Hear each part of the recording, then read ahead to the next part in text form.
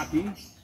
Ini adalah mengumpulkan abu dari pembakaran limbah organik yang berupa daun dan daging.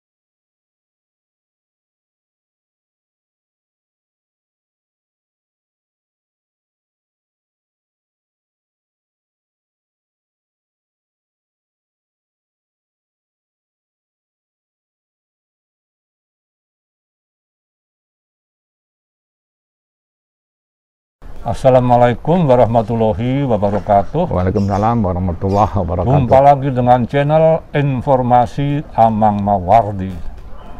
Kali ini tamu channel saya adalah Pak Edi Dwi Rohadi.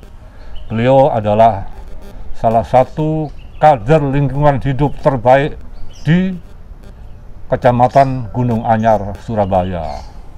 Nah, beliau ini begitu mencintai lingkungan di kediamannya di komplek Rungkut Menanggal Harapan di RT 06 RW 4 Rungkut Menanggal Harapan. Nah, bagaimana nanti kiprah Pak Edi di dalam lingkungan hidup, di dalam mengaktifasi program lingkungan hidup yang dilakukan secara mandiri, nanti akan dijelaskan oleh Pak Edi Dwi Rohadi yang sejak muda beliau begitu menggeluti, begitu menyintai pada dunia kepramukaan, dunia kepemudaan. Selamat pagi Pak Edi. Selamat pagi. Ya, Pak Amang. Ini cuaca begitu cerah. Mendung ya. Matahari bersinar tetapi tidak begitu panas ya Pak Edi ya. Ya. Nah, kami berada di greenhouse Pak Edi ya. Greenhouse, di rumah kompos RT 06 RW 04 ya. Ya. Nah, rumah kompos ini digerakkan oleh Pak Edi Dwi Rohadi. Nah, mungkin bisa dijelaskan ehwal rumah kompos ini Pak Edi. Jadi sebetulnya sebelum jadi rumah kompos ini adalah istilahnya disebut greenhouse, hibah dari Dinas Pertanian Tanaman Pangan Kota Surabaya untuk RW 4 untuk membentuk petani kota. Waktu itu mungkin sebelum Pak Amiruddin jadi RW sudah ada, kemudian dilanjutkan Pak siapa? Pak Amiruddin. Pak Amiruddin ya. Ya. Pak Amiruddin Paca ya. Sarjana hukum, dia adalah mantan pensiunan jaksa. Namun dia juga care pada lingkungan. Nah, kemudian saat beliau menjabat Ketua RW 4 Rungkut Menanggal Harapan, Kelurahan Rungkut Menanggal, Kecamatan Gunung Anyar, beliau berkutat untuk membina petani kota. Petani kota ini dimaksudkan untuk menanam bibit bunga-bungaan yang nanti didistribusikan ke warga yang membutuhkan. Namun pada kenyataannya, dari tahun ke tahun akhirnya tidak berjalan. Kemudian greenhouse ini tidak ada aktivitas sama sekali. Kemudian tahun 2018 setelah mangkrak selama 3 tahun, karena saya menyintai lingkungan hidup, saya sebagai kader lingkungan hidup pada saat Bu Risma menjadi wali kota, saya bertekad untuk merubah petani kota di greenhouse menjadi rumah kompos. Adapun rumah kompos ini bahannya kami dapatkan dari hasil saya menyapu daun-daun yang berguguran, mengumpulkan limbah organik, yaitu berupa pemangkasan pohon yang kita ambil daunnya, ranting, dan dahannya.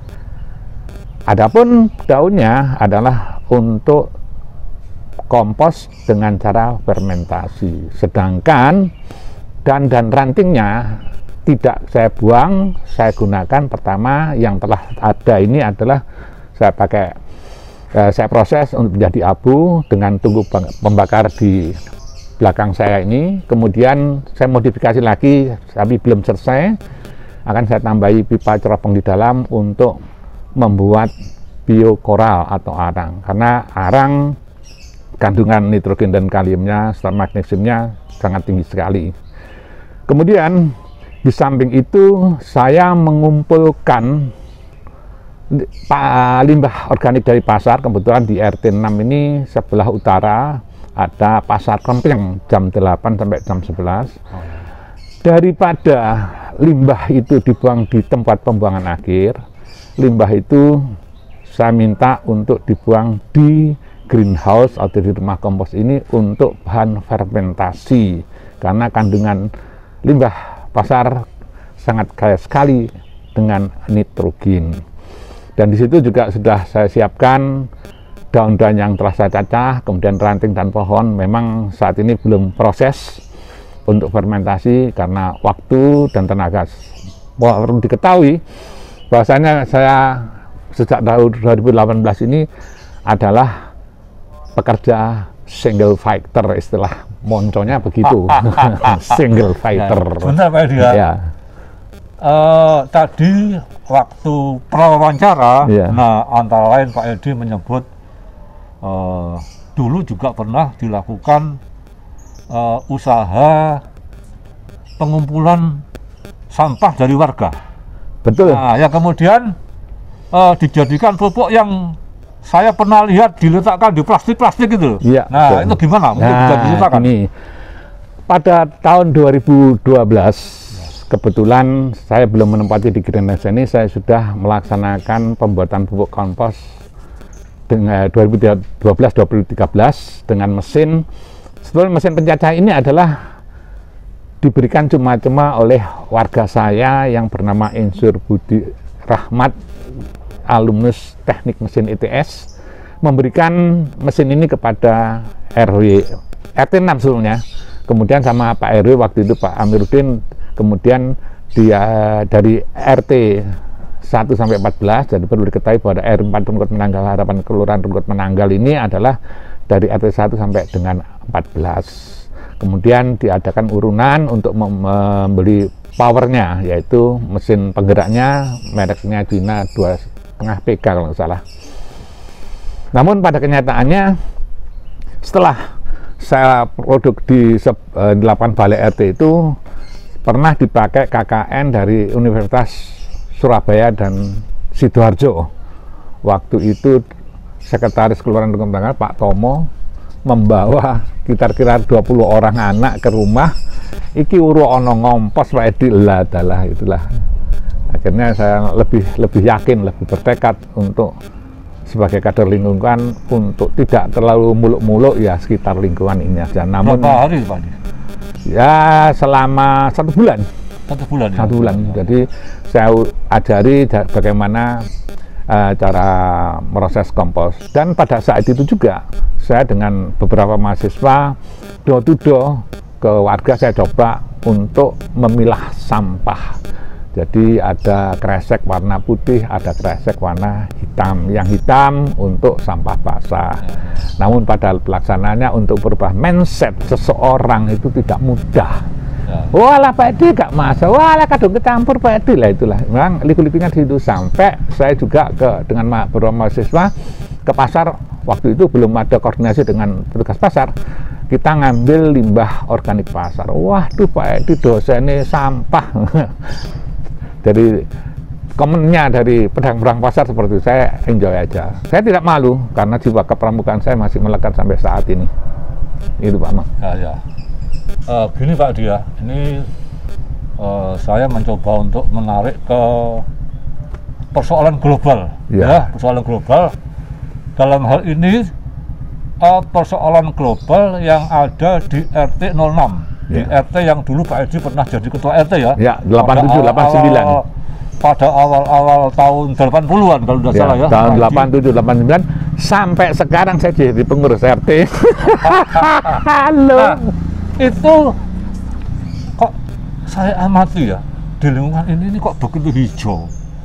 Apalagi di ruang terbuka hijau di depan balik RT 06. Ya. Kemudian di dekat Kecamatan Gunung Anyar yang masuk di wilayah kita ini. Iya.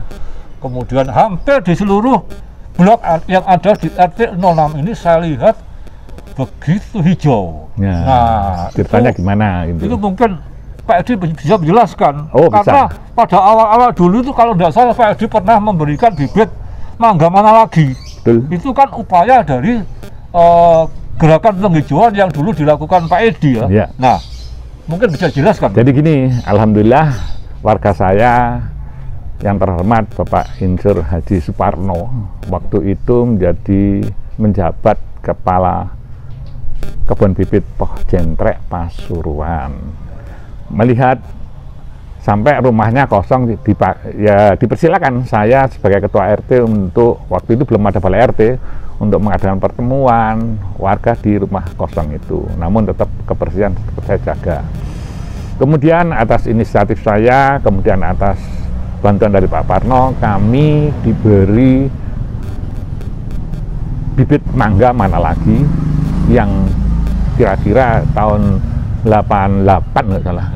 Itu sudah mulai saya tanam dan nampak sekarang hasilnya yaitu rindangnya RT 6, terutama di lingkungan di blok R itu ya? Iya, di blok R itu. Blok R itu sampai saya lihat mayung gini ya? Iya, betul. Sampai kayak terowongan itu ya? Iya, itu kemudian juga Pak Amang masih ingat penanaman 1000 pohon mangga dari Kota Madya. Ya. Itu baru setelah saya menanam kira-kira 2 tahun ya, 3 tahun kan, itu ada program dari Pemkot Surabaya penanaman 1000 pohon mangga, dan saya pun juga mendapat jatah, alhamdulillah, jenisnya adalah golek dan gadung. Alhamdulillah sekarang ada beberapa yang masih produktif, itulah. Namun dalam kerindangan ini kita perlu mewaspadai kebersihan, bagaimana recycling dari limbah organik yang dihasilkan dari gugurnya daun-daun pohon mangga dan pohon lainnya yang produktif itu, dan juga pemangkasan, baik yang dilakukan oleh DKRTH atau swadaya dari masyarakat sendiri, ataupun dari petugas PLN dalam pembersihan untuk melindungi kabel-kabel PLN yang ada di sini. Ya itulah, kalau dibuang sangat sayang, sehingga saya bertekad sampai dengan saat ini, meskipun usia saya 67, tetap saya eksis tanpa pamrih. Ya. Itulah. Betul, saya paham betul soal itu. Nah, ini mungkin bisa saya kaitkan dengan pernyataan Pak Edi yang belakangan ini. Meskipun saya usia 67, saya mencoba eksis dengan segala daya upaya ya. Yeah. Nah, ini begini Pak Edi. Maaf ini Pak Edi. Ya. Pak Edi ini kalau tidak salah, Bu Edi ini kan dokter ya. Ya. Nah, dokter, sementara Pak Edi ini mungkin akademi ya, mungkin ya. Tidak. Apa? SMA. Oh, SMA. Nah, pernah menjadi ketua RT. Ya. Tapi yang saya salut dengan Pak Edi ini, bahwa meskipun Pak Edi non sewu putra-putranya cukup berhasil, Bu Edi seorang dokter farmasi, kemudian Pak Edi ini selain dulu saya ketahui sebagai seorang kontraktor ya, kemudian Pegawai kontraktor, bukan kontraktor, pegawai kontraktor. Ya. Kok dalam kondisi yang sudah mapan itu mau melakukan pekerjaan seperti ini? Ya. Ya. Kenapa ini? Ya, inilah panggilan jiwa. Jadi kalau orang Jawa senenge ati ndawake umur. Apa Pak Edi? Senenge ati ndawake umur. Senangnya hati ndawake umur. Ya itu. Senangnya hati memperpanjang usia. Betul sekali. Alhamdulillah. Jadi kita tidak ketergantungan obat, bagaimana Allah memberikan pada umatnya. Ya, itu kalau kita senang, makanya istri saya, meskipun saya seorang dokter, jadi dokter itu di depan kalau istilah Dokter Wahyu Utami MS Apoteker. Tapi kalau saya disingkat Edi DR. DR-nya D-das. Sebetulnya Biro Hadi, tapi kalau di lingkungan ini dasar ramah lingkungan. Dokter apa? Ramah lingkungan. Dokter ramah lingkungan. Oh, dokter. Dokter ya? Iya. Dokter ramah lingkungan.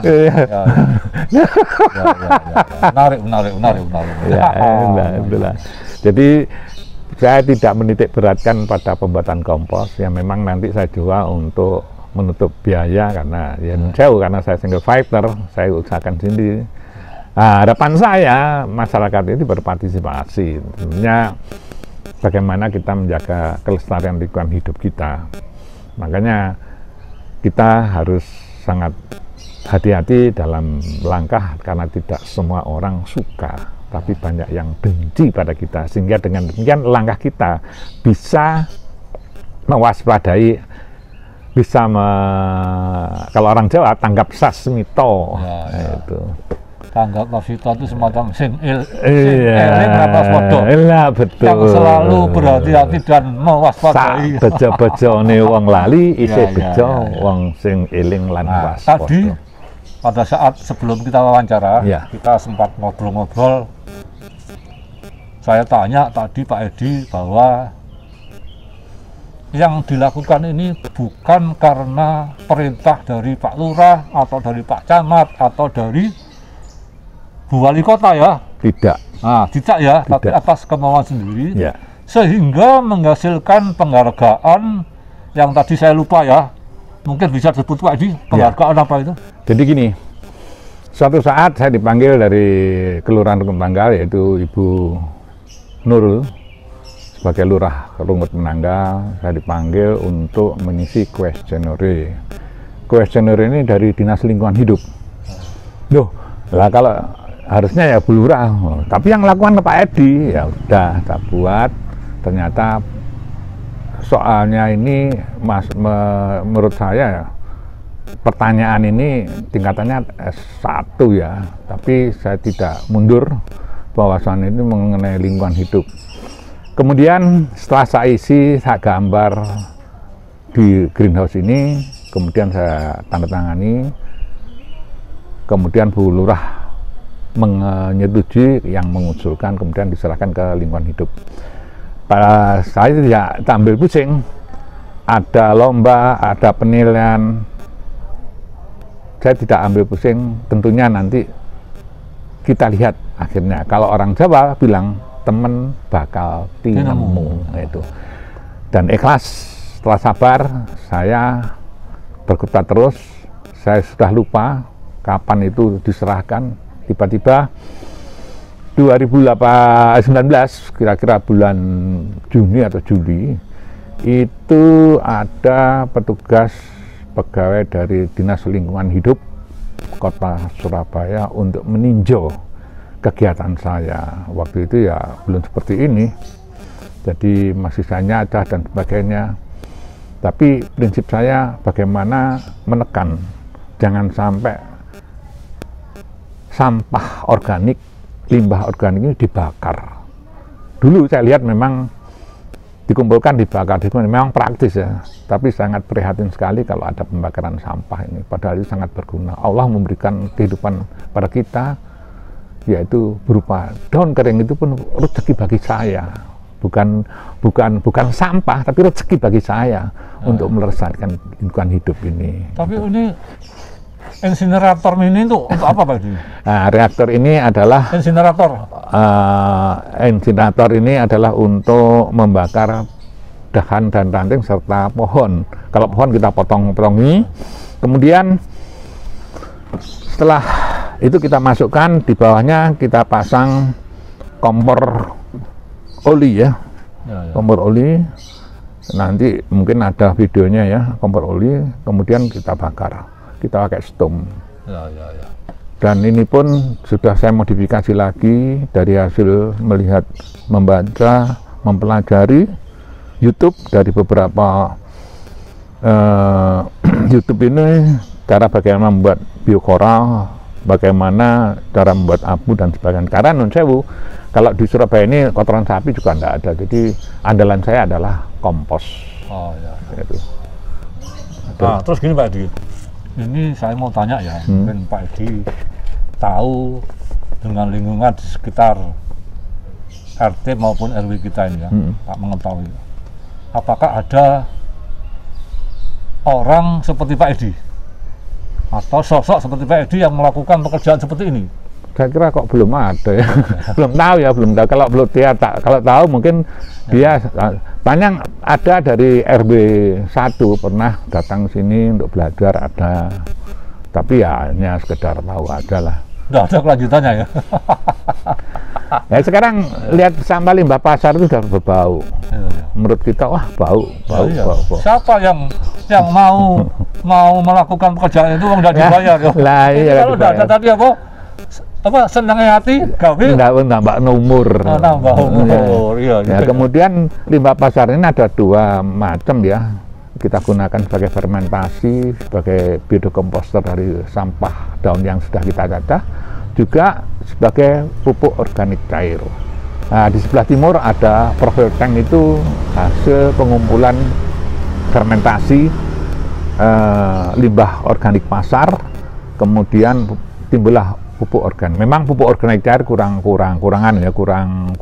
populer, tapi sebetulnya lebih jos sebetulnya. Nah, ada beberapa itu di botol saya itu ada pupuk organik cair, dan juga alhamdulillah pucu saya di SD Muhammadiyah 4 Pucang itu, di SD itu pakai hidroponik. Pernah mencoba pupuk organik cair saya dan akhirnya berhasil ya. Memang kalau dipakai itu 1 POC pupuk organik cair dibanding 10 air, kemudian disiramkan seminggu sekali atau 5 hari sekali, monggo teruskan. Nah, perlu diketahui pula bahwa pupuk kompos dan pupuk organik itu berbeda, padahal sama-sama. Nah, ternyata pupuk kompos itu langsung air tidak mengenang karena proses fermentasi. Nah, apalagi nanti kalau ditambah abu sama biokoral atau areng lebih bagus. Kalau pupuk organik fermentasinya cuma 4 hari dipakai. Itu ada contoh 1 sak ternyata. Nah, ini orang-orang hanya kalau produk hanya kualitas, tapi untuk kuantitas bukan kualitas. Saya kalau mengaplikasikan pupuk untuk distribusikan ke warga, itu saya ukur pH meter tanahnya dulu. Kalau udah basah monggo, kalau belum basah tidak berani saya. Ya. Demikianlah teman-teman perbincangan saya dengan Pak Edi Dwi Rohadi, Kader Lingkungan Hidup dari RT 06 RW 4 Rungkut Menanggal Harapan. Sebelum wawancara ini saya tutup, Pak Edi ini adalah pakar nembang. Nah, beliau akan menutup perbincangan ini dengan tembang yang seirama dengan lingkungan hidup. Monggo Pak Edi. Ya, terima kasih. Jadi bukan istilah nembang, tapi di sini adalah mocopat Dandang Gulo. Perlu diketahui bahwa Dandang Gulo adalah karya Kanjeng Sunan Kalijaga. Namun isinya bisa kita isi sesuai dengan keinginan kita. Dalam hal ini, saya sebagai juga pelestari budaya Jawa ingin nembang ngajak untuk masyarakat untuk memilah sampah. Namun nanti artinya belakangan ya, yang penting saya mau cepat Dandang Gulo. Ya, saya mulai. Milah sampah ayo den upati, sampah garing uga sampah basah, maneka barang karyane temen bakal tinemu pupuk kompos keh migunani. tanem tuh ngrembaka lemah tadi subur dekomposter takakura saranane anggawe pupuk mandiri ayo padha makarya.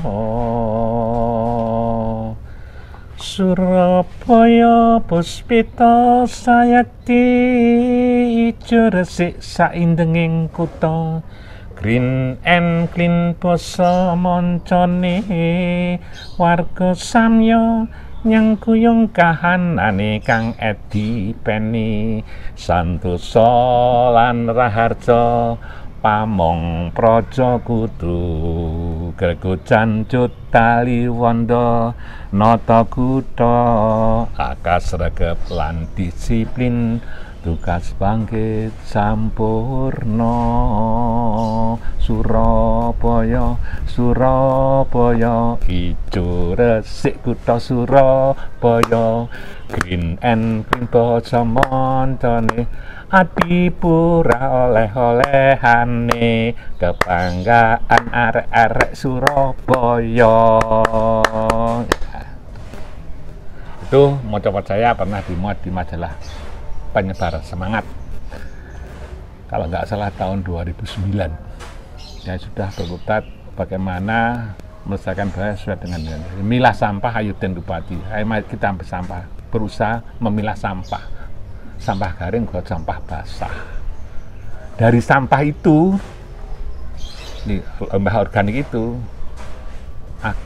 banyak gunanya. Bisa dibuat tas, bisa dibuat macam-macam, dan bisa dibuat untuk pupuk kompos. Orang Jawa, teman bakal tinemu. Jadi kita bekerja tanpa pamrih.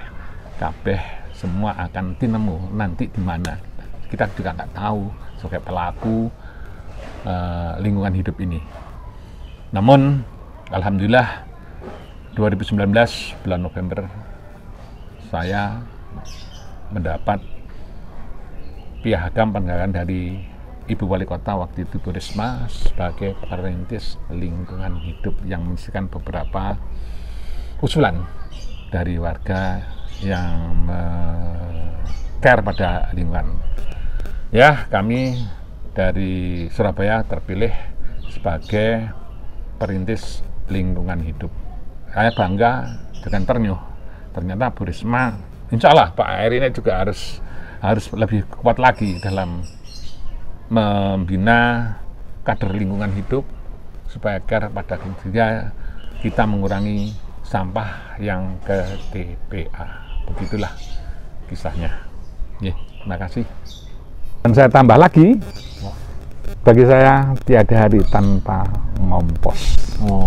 Tiada hari tanpa ngompos. Jadi ngompos terus. Ya.